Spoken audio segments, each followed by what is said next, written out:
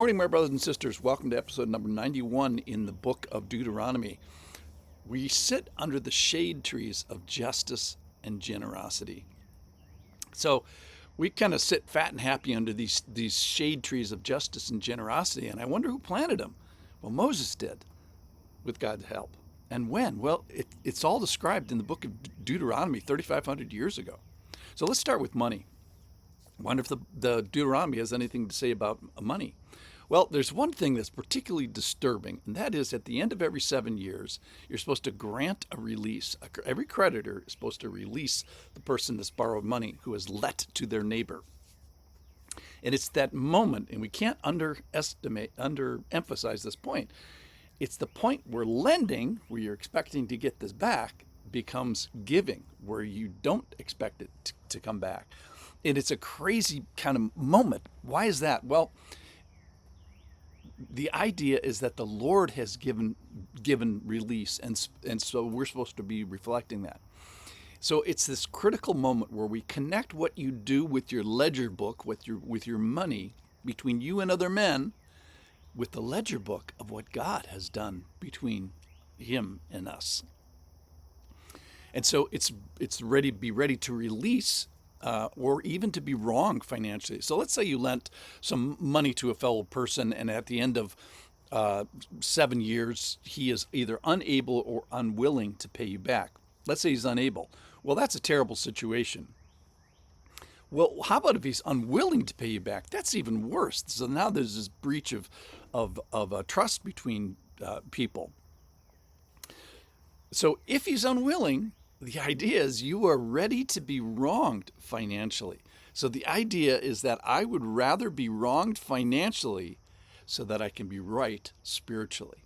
So let the right thinking of God's generosity to me be exampled to me, between me and my brother, even if it is abused, even if this doesn't work out well for me fiscally. So the Lord desires us to be in a position of mercy towards the people of God. Why? Well, because the Lord's release has been proclaimed upon me. So the big concept is that the Lord's in the mercy business, and that means we don't deserve it. So it's not out of bounds then for us also to be mostly in the mercy business. So in regards to our sin, the Lord releases us from justice, which is wrath, by being the justifier for that for us. So the motivation for us to take a financial hit and release another financially is that He has released us spiritually. And we demonstrate that we get what He has done for us spiritually by demonstrating to another financially. So people that are involved in the lending and releasing with their hard-earned cash are people that get what God has done. In a sense, He generously, sacrificially, permanently lends with an open hand to us, expecting nothing in return. I'm speaking with God's voice there. And if the people of God understand that, they will endeavor to do so as well. So He really asks us here to do our accounting in heaven, not here on earth. So we sit under the shade trees of generosity, and so we should act like it financially. All right, so that's point number one, is the generosity of God. We should be generous with others. Secondly, this point of justice. So we also, even as we sit here today in our society, we sit under the shade trees of justice that we did not plant. Well, who planted them? God did when in Moses' time. And we depend significantly now on the justice that was established 3,500 years ago.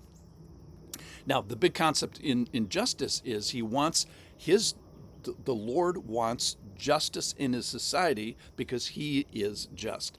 And so we're supposed to be carrying His image, His justice in real time to real people in a real place.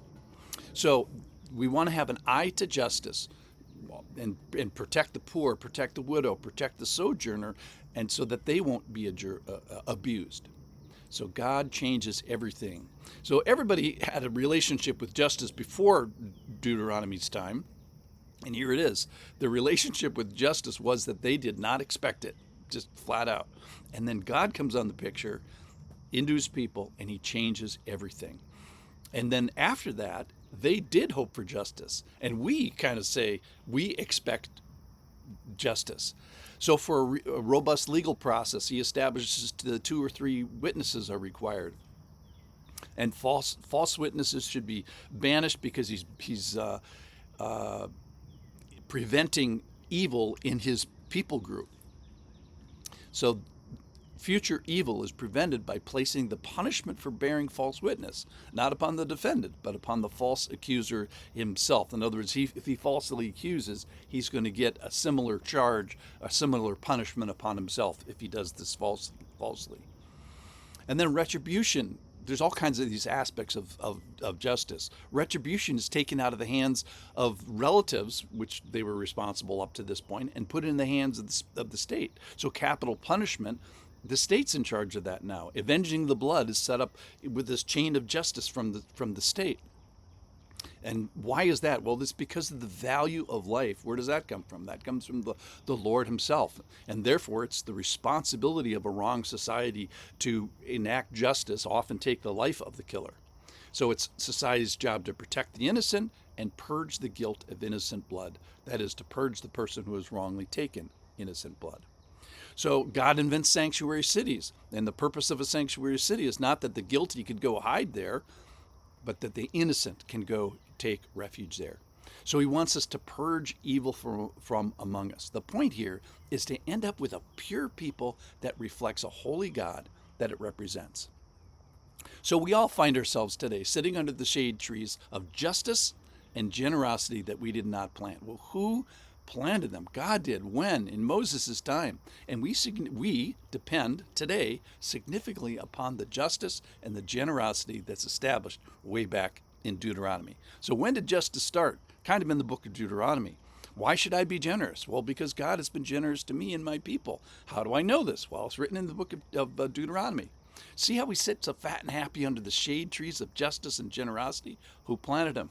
Moses did with God's help. When? In Deuteronomy. We should read Deuteronomy. We should learn about justice and generosity. Thanks for listening.